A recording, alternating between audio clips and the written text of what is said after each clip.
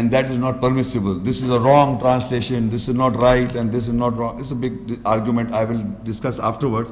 But what are when Allah says the man or the we are talking about believing men, all believing women. This is all for believing men and believing women. When men fear of an emotional shock or jarring fear, some women say, if the woman commits adultery or fornication, then he can beat me. No, no, no, no. The man fears. If the man fears, not doubt.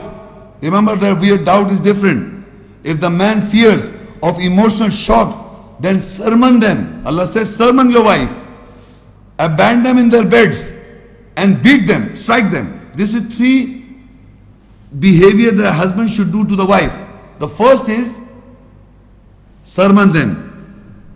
When are you sermoning? When you fear. Not doubt, not suspicion. You fear of emotional shock she will provide you. And the emotional shock or the jarring she can provide you to have an extramarital affair and tell you that I had an extramarital affair with somebody else. That's the biggest emotional shock for any man. Not that she said some bad words to you. Emotional shock. Then you have to do is what?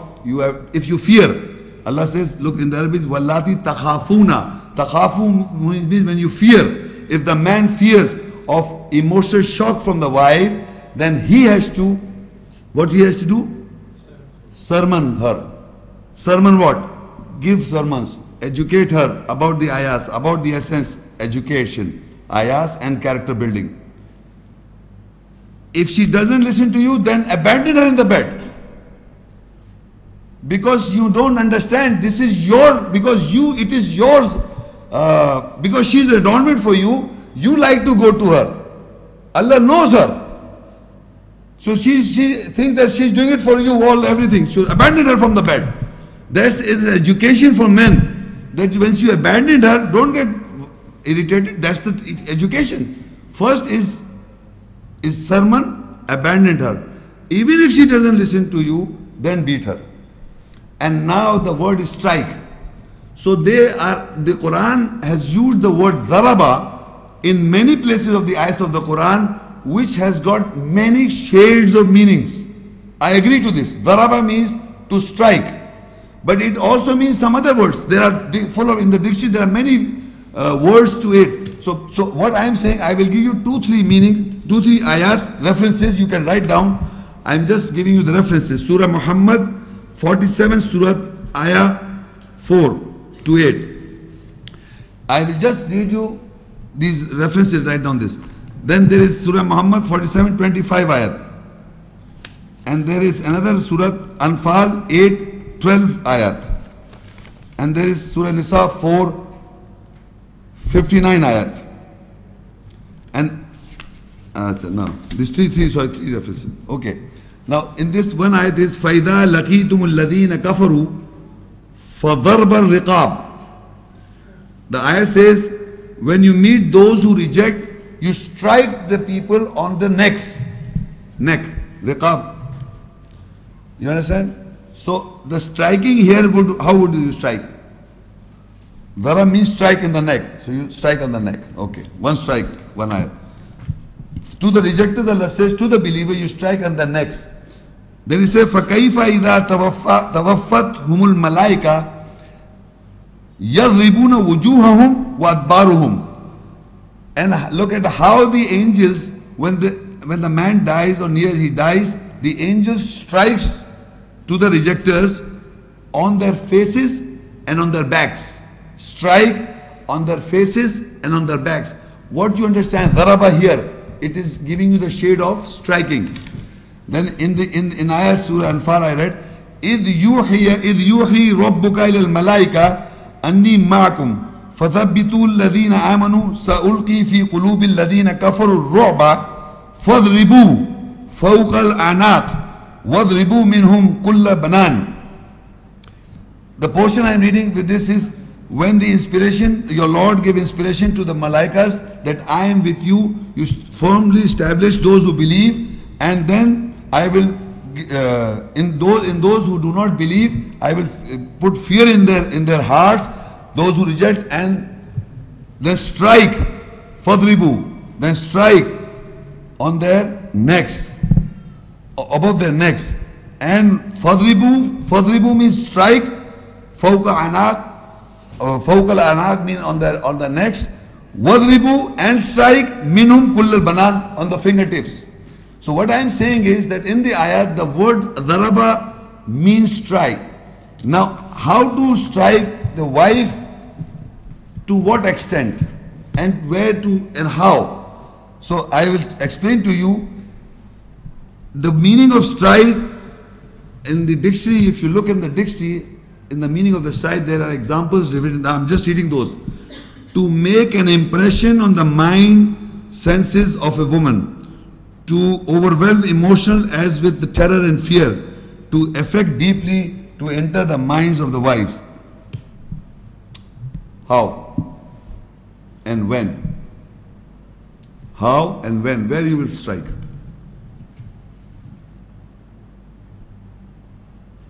You are looking at me as if we don't strike our wives. We don't want to strike. Who's asking you to strike your wives? But the condition is laid down in the Quran when you fear, not otherwise. Remember that? Emotional shock. Because you see, I've noticed, I'm giving you an example. Sometimes woman goes into emotionally so much worked up, you just give a little slap, she'll come up into senses. That not that you take up a hunter and start beating and hitting with boxing and no, just little shock. Do you understand what I'm saying? It is just that she should come out that feeling engrossment she's gone into in a discussion when she's moved up so much. It's not a beating, badly beating or hurting or bruises are there on her face. No, a slight a hit which removes her in that shock statement that she's gone into emotionally. She worked up sometime that because her mind is made in a manner. She's got a big brain, first of all, you must know. They are using their emotions and intelligence equally all the time. Emotion and intelligence are both used by women, mostly. Men, you use more intelligence than feelings. Their feelings is down. But they are using emotions, intelligence and feelings are mostly used by women, mostly. So it is very easy their emotions overtake the intelligence, women. So that is why sometimes they require, and the time I've read, when you fear that she will give you an emotional shock, then only you are allowed. So what you have to sermon them, detach them from their beds. It's a process. And the last portion of the ayah, فَإِنْ أَطَعْنَكُمْ, and if they obey you. So if they obey you, then do not seek over them a way. And here I want to make another point. You must understand the woman has to obey their husbands. There is no such thing as equality between men and women. This is a wrong concept produced in the world. They have to obey. Look, Allah says in the Quran, you have to obey Allah. Am I equal to God? No. Then Allah says, obey the messenger. Am I equal to a messenger? No. Then Allah says, obey your father, parents. Am I equal to parents? Similarly, the wife has to obey the husband. Here they say, look, فَإِنْ أَطَعْنَكُمْ, and if they obey you, فَلَا تَبْغُوا عَلَيْهِنَّ السَّبِيلَ. So if they obey you, then do not look away and you don't make a habit of beating or whatsoever. So you must understand, Allah has given a degree over women, 1 degree over the woman. It is not that they are, equality, you must understand, they are different. So to run a house, they have to obey the husband. That is what Allah is teaching you. To obey does not mean insult or disgrace on women. It's not a disgrace. They are designed in a manner, they want to please you. You must admire them, so they will obey you. That is the house goes on. So it's not the question that they are equal, men and women are equal. They are different. Men are different than women, their duties, and we are discussing. Women are different, we are discussing. That's what Allah is telling us. So it is not that we are equal in all aspects. No, we are different. Now in Surah Hujurat, now the ayat that I am reading now, refer to page number 13 and 14, is a general ayat for the believing men and women. But why I have put this ayat in relation to the husband and wife relationship, because it is very important. This kind of aspect is very important among the husband-wife relationship. You will listen to this. Al-hujurat 49 and ayah 12. Ya ayyuhalladhina amanu ijtanibu kathiran min az-zanni inna ba'da adh-dhanni ithmun ithm wa la tajassusu وَلَا يَغْتَبْ بَعْضُكُمْ بَعْضًا أَيُحِبُّ أَحَدُكُمْ أَنْ يَأْكُلَ لَحْمَ أَخِيهِ مَيْتًا فَكَرِهْتُمُوهُ وَاتَّقُوا اللَّهَ إِنَّ اللَّهَ تَوَّابٌ رَحِيمٌ. O you who believe, avoid much suspicion. Surely some suspicion is a sin, and you do not spy and do not backbite one another. Would any one of you would like to eat the flesh of his dead brother? So you would dislike it, and take guard of Allah. Surely Allah is returning merciful. In generally, it is referring to general believers, men and women should not abide these rules. But between men and women, husband and wife, Allah says, I'm telling you in general, oh you believe, avoid much suspicion. What is a suspicion? You know, suspicion is described a feeling of suspecting of the truth. Something is truth. Something is truth and you suspect that truth is suspicion. The word English suspicion. If you suspect the truth is suspicion. You know, in men and women, generally husband wife, why I'm telling you in husband wife relationship, it happens. Somebody tells you that your husband is, I've seen his husband, you know, somewhere like this. Immediately you suspect. You will not ask the husband. You will start, or you find somebody to spy on him.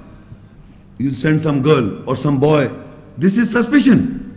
So let's say avoid suspicion. Because in some cases, this suspicion is a sin. It is a sin. Because you conject in your mind about the truth. It is not evident. It is not truthful. So in some cases, suspicion. In some cases, suspicion. And you do not spy. Then you appoint an agent to find out what's going on. Not for the only you, brother. It is vice versa also. We also suspecting on the wives. Generally, I'm talking about. Look, it is both ways. It is education to both sexes. Men also suspect the wives. They are hiring the agents. The women are hiring the agents to find out why my wife is going, what is happening in the house. Some men are very suspecting. And she says or he says like this, no, this is like this. No, he is not understanding the truth. What is conjecting in his mind? He believes that. You are speaking the truth. This is the truth. This is what happened. This is where I did go. And this is the reality. Suspicion is suspecting the truth. That is suspicion. So he or she is not suspecting. So then you do not spy and do not backbite each other. First of all, you hired an agent and to find out what's going around. And then you are also backbiting about your husband or wife. In both cases it's wrong. So Allah is stopping you. Oh, you believe. It is for the believing husband and wife, and generally also avoid suspicion. Surely some suspicion is a sin, and you do not spy and do not backbite one another. Would any one of you like to eat the flesh of his dead brother?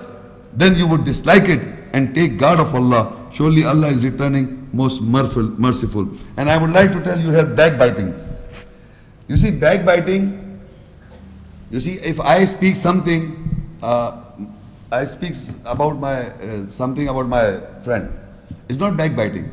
You see, behind back, I can talk. Who says that I'm speaking in the absence of that boy is backbiting? Backbiting, you must understand what is backbiting means.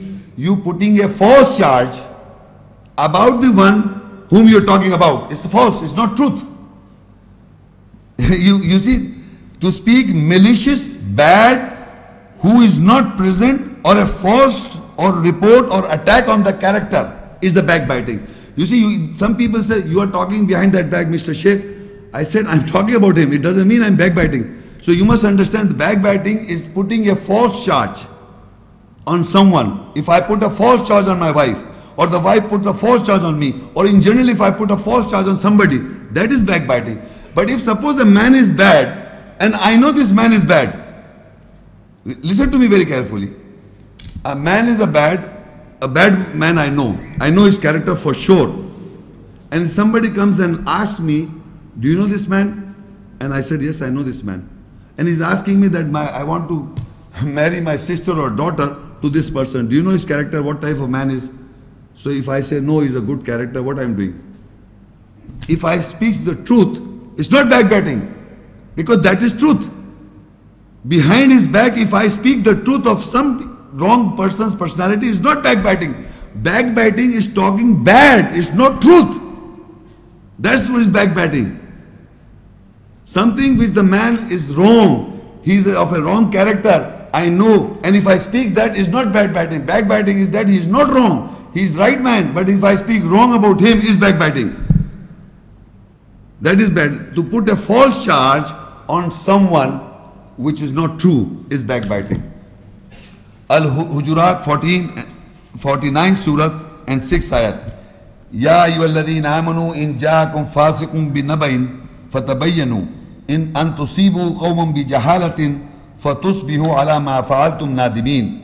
O you who believe, if an immoral person or a liberal who takes liberty, fasiq is a liberty, who takes liberty, person comes to you with a news or a prophecy, so seek clarification that you may reach people the prophecy with ignorance, then you begin the day of regretting, regretting over what you have done. Now you must understand, in this ayah the word is fasiq. The fasiq means a person who is a liberal minded, who takes a liberty. Liberty of what? Of not following the commandments of Allah is a fasiq. It's not only immoral, he takes the liberty on many things. So now Allah says, oh you believe, if a fasiq or a person who takes liberty on the commandments of Allah comes to you with any news or a prophecy, so seek clarification that you may reach that news or prophecy with ignorance, that you begin the day regretting for what you have done. Now this I must explain to you, this verse has got one meaning, but at the same time it can be understood in two aspects. One aspect is that a person like me or anybody who educates about Quran. So Allah is saying, oh you believe, the believers sitting in front trying to believe and they are believers. When any immoral person or a person who takes the liberty over the orders of Allah, there are certain do's and the don'ts in the eyes of Allah, and if I do not practice those do's and don'ts, so I am a fasiq giving you prophecies, telling you about the Quranic ayahs. If I do not practice the ayahs of Allah, and if I tell you about the ayahs, about the prophecy, that is the Quran says, in ja'akum fasiqun bin nabin. If anyone who is a fasiq, who takes the liberty over the commandments of Allah, gives you news, give you prophecies, meaning about the ayat, prophecies, this all is nubuwwat, the prophecies, or Quranic ayats are all prophecies. Fatabayyunu, seek clarification from him. That otherwise you will forward that understanding to others and in ignorance, and then you will regret what you have done. This is one understanding of this aspect of this ayah. Any understanding that is based on ayahs, you know the commandments, you know the rule, but if he's a fasiq and he's telling you all this, so if the news go wrong, you did not verify, you didn't clarify. Similarly, if somebody comes with the news to you about your wife, about your husband, similarly I'm using a similar, and if somebody comes with any news, you seek clarification.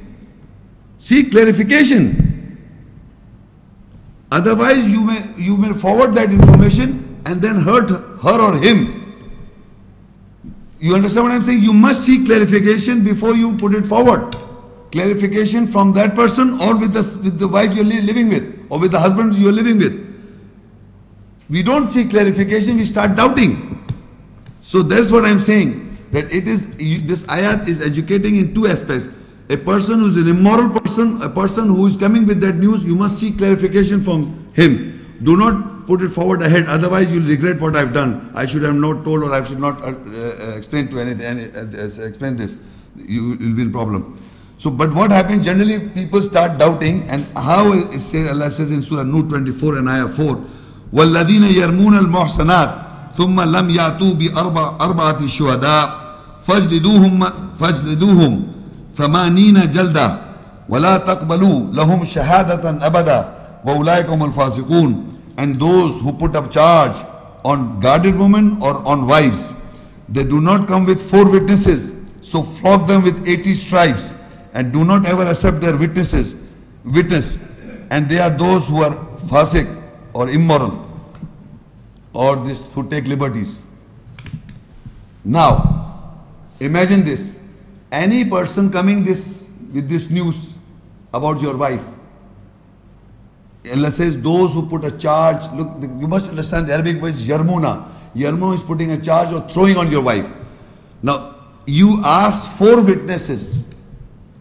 Come, bring 4 witnesses. You're putting a charge on my wife, give me 4 witnesses. And if he doesn't bring 4 witnesses, not that these 4 witnesses have seen my wife or a wife's relation. No. Witness means not physical. Ayn is eyes. Eyewitness in English also mentioned. Aini shahada in Arabic means an eyewitness. In Arabic is only witnesses. Ask for 4 witnesses. That you are putting a charge on my wife. If somebody puts a charge on anybody's wife, you ask for 4 witnesses. Meaning they have to produce witnesses with evidence that on my wife, whatever they're putting charge. Though if they cannot produce 4 witnesses, then Allah says 80 stripes on that man. 20 less of an fornicator, 100 stripes. A man who commits adultery or fornicate, Allah says to give him 100 stripes. A man indulging in a fornication or adultery gets 100 stripes. And a person who just put a charge, a false charge on a woman, a believing woman or a married believing woman, he must get 80 stripes. Can you imagine?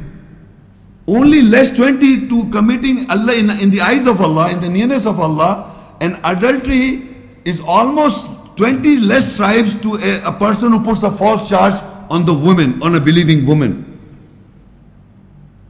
Can you imagine this? 80 stripes. So this, you husband should know that Allah also knows that the woman, if she's not involved with anyone, she's badly hurt by this kind of attitude. If you have doubt on her that she's involved in this guy, because if somebody said, look, this fasik, corrupt man is telling you this, so Allah says you ask him for 4 witnesses, other give him at least 80 stripes. So that is covering this woman's character. We must understand this. So now some husbands also, An-noor 24 ayah 6 and 7. وَالَّذِينَ يَرْمُونَ أَزْوَاجَهُمْ وَلَمْ يَكُنْ لَهُمْ شُهَدَاءُ إِلَّا أَنفُسُهُمْ فشهادة أحدهم أربع شهادة بالله إنه لمن الصادقين والخامسة أن لعنة الله عليه إن كان من الكاذبين. And those who put a charge on their wives, on their pets, and do not have witnesses for them except themselves, so the evidence of them alone is bearing of witness 4 times with Allah, surely that he is from the truthful ones. And the bearing of witness 5th time, that there will be a curse of Allah over him if he is from those who lie. Now, if the husband he is putting a charge. Who? The husband himself. First there was somebody else putting a charge on his wife. Now he himself is putting a charge on his wife. If he is putting a charge on his wife, then Allah says, and he does not have 4 witnesses with him. So what he has to do? He has to say that I bear witness 4 times. Suppose if I say in front of my wife, I bear witness that my wife, me and my wife is sitting, not the whole world. Me and my wife, I bear witness that you are involved in this so and so. I witness by Allah. I witness by Allah. I witness by Allah 4 times. I witness by Allah that you have done so and so. Without proof, I am just putting a charge. So, and the 5th time I say that there will be a curse of Allah over me if I am lying. The 5th time I have to say this. You understand what I am saying? 4 times this and the 5th time this. If I am putting a charge. Now, the wife is in what the wife has to do, further page 17, 18. An-noor 24, 8 and 9. وَيَدْرَأُ عَنْهَا الْعَذَابِ أَن تَشْهَدَ أَرْبَعَةَ شَهَادَةٍ بِاللَّهِ إِنَّهُ لَمِنَ الْكَاذِبِينَ وَالْخَامِسَةَ أَنَّ غَضَبَ اللَّهِ عَلَيْهَا إِنْ كَانَ مِنَ الصَّادِقِينَ. And he will avert the punishment from her if she witnesses 4 times by bearing witness with Allah that surely he is from those who lie, and the bearing of witness 5th time, that there will be anger of Allah over her if her husband is from the truthful ones. Now she, the wife, can avert the punishment from Allah by bearing 4 times that my husband is lying. And the 5th time, the anger is on me, of Allah on me if my husband is speaking the truth. So the punishment of Allah will be averted. Here you must, ladies and gentlemen, hear very carefully. In one man's witness against one woman is equal. But not equal, but the woman is over the man. You follow what I'm saying? If the man witness is only one man witnessing on my wife, she's one, I'm one. I'm witnessing that my wife has committed, or I'm putting 4 times that my wife had done this and my wife and this, and I'm putting a charge on her. And the 5th is curse of Allah on me. She can also say, okay, if you say though, I can also say, I bear witness, it is not true, it's not true, it's not true, and the anger is upon me if you are speaking the truth.